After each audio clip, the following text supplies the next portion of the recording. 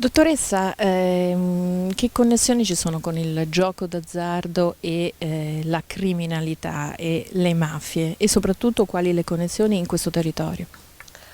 Le connessioni in questo territorio non hanno ancora una evidenza giudiziaria, nel senso che non ci sono, per quello che mi consta, dei procedimenti penali che hanno contestato ipotesi tipiche dei reati di mafia collegati alla infiltrazione delle mafie nel mondo del gioco lecito.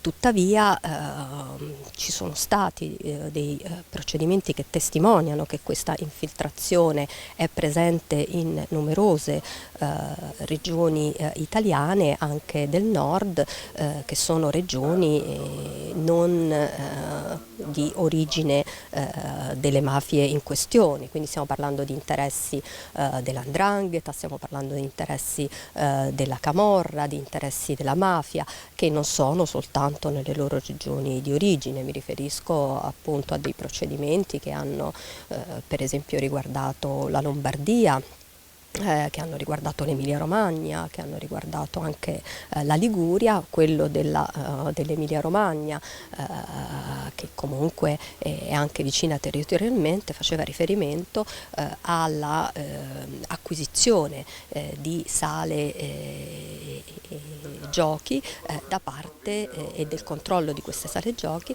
da parte del clan dei Casalesi. Ritengo che seppure non ci sono evidenze, anche l''ndrangheta, di cui ci sono segnali di presenza in Veneto, possa essere interessata a un fenomeno del genere.